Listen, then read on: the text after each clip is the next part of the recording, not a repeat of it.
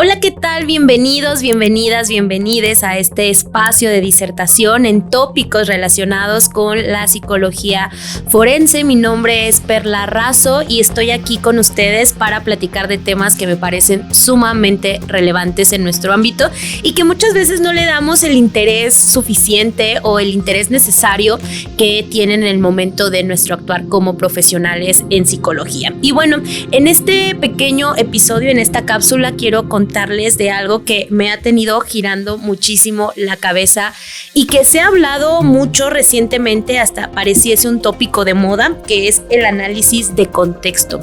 Pero vamos a entender qué es el análisis de contexto y lo que pretendo en esta cápsula es darles a conocer lo que dice la Corte Interamericana en materia de derechos humanos, cuáles son las sentencias más relevantes que podemos revisar acerca de este proceso de analizar el contexto dentro de violaciones graves a derechos humanos. Y bueno, vamos a empezar por entender que analizar el contexto es analizar las posibles relaciones de vulnerabilidad que existen en el contexto y cómo estos determinan a la víctima. Es decir, no nos vamos a quedar en un análisis totalmente individual, sino vamos a analizar todas estas relaciones y estas aristas, este espectro que está alrededor de la víctima y que permite hacer un análisis contextual.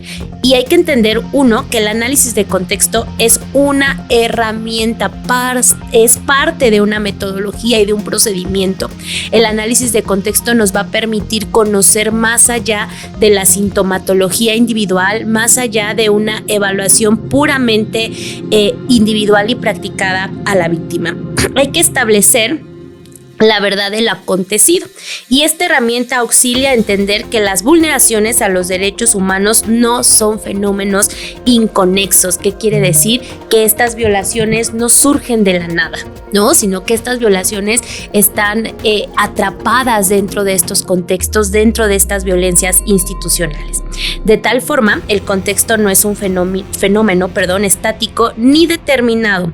Todo lo contrario, es un fenómeno vivo y cambiante, por lo que el análisis diferencia depende del objeto de estudio y su interconexión en diversos factores. ¿Y qué quiere decir esto? A ver, que nosotros vamos a entender que el contexto es algo en movimiento. La sociedad es algo cambiante y evolutivo. Todo el tiempo se está moviendo, todo el tiempo vamos a encontrar estas modificaciones y estos cambios. Por eso es tan importante que lo analicemos. Voy a poner un ejemplo. ¿Qué pasa en un caso de tortura? Hablemos que estamos haciendo una evaluación dentro de los criterios y lineamientos que marca el protocolo de Estambul. Entonces estoy haciendo una evaluación de tortura, estoy hablando con la víctima que pertenece a una comunidad originaria del estado de Chiapas. A esta persona que estoy evaluando tengo que evaluarla no solo desde esta individualidad, sino desde su contexto, cómo es la vida, cómo ha sido la vida, cómo es y cómo será en su comunidad, para saber cuáles han sido estas vulneraciones que han permitido que haya llegado a este momento de ser víctima, cómo la voy a reconocer en su contexto. En el caso de elementos del contexto subjetivo, se menciona que hay que considerar factores de identidad, por ejemplo, la edad, el sexo, el género, la orientación sexual, el origen étnico, la religión, la nacionalidad, entre muchos otros. Entonces, el análisis de contexto es estas aristas, analizar toda la interseccionalidad que está alrededor de la víctima.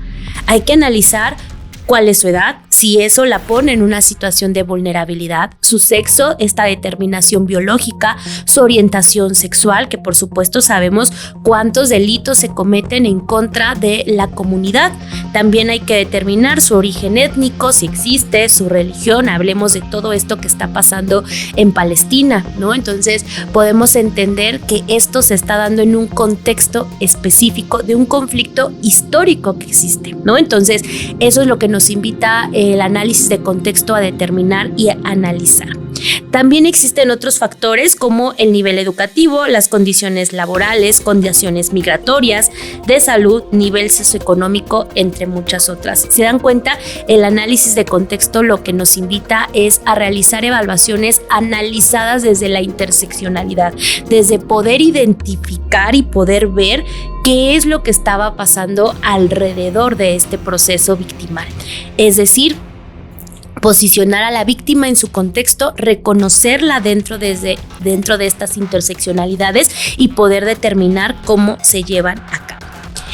Se considera, y la Suprema Corte así lo ha mencionado, que el análisis de las condiciones culturales es especialmente útil cuando se determina sobre el carácter individual y colectivo de las violencias. Se realiza un análisis del impacto de las mismas, incorporando una visión antropológica y psicosocial. Y por supuesto a nosotros nos va a tocar específicamente la parte psicosocial, poder determinar no solo el individuo, sino su entorno social. Recordemos que somos seres sociales. Y bueno, ya para finalizar, vamos a darnos unos puntos que vienen específicamente en sentencias y recomendaciones que ustedes podrán revisar ya con detalle en sus casas acerca del análisis de contexto. Primero, hay que ampliar el entendimiento de un caso a partir del análisis de otros, buscar patrones. Esto lo dice Escareño Granados en el 2023. Si vamos a estudiar algo, hay que revisar si ha pasado este tipo de situaciones o estos fenómenos de manera similar en otros casos y cómo se resolvieron. Conectar diversos casos a partir de aspectos contextuales, es decir, qué pasaba en este contexto de Oaxaca históricamente y qué pasa en este caso específico. Hablemos de una sentencia de Digna Ochoa, ¿no? Una de las grandes sentencias que le da la Corte Interamericana a México. En esta sentencia tendríamos que analizar el contexto histórico de la defensa de derechos humanos en función de otros casos, analizar cómo estaba el contexto sociocultural de otros defensores de derechos humanos para poder entender el contexto histórico en el que fue asesinada Digna Ochoa.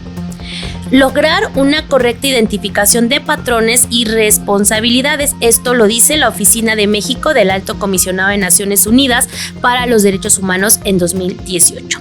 Demostrar la naturaleza general y sistemática del delito para establecer prioridades investigativas y mejorar el uso de técnicas de investigación.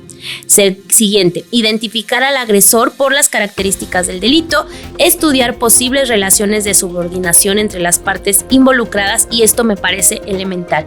Identificar fenómenos relacionados con la violencia cultural y reconocer la influencia del entorno político y sociohistórico. Yo creo que cuando estamos trabajando en casos tan graves de delitos y violaciones a derechos humanos, es súper importante no sacar a las víctimas de sus contextos, analizarlas y entenderlas desde su entorno.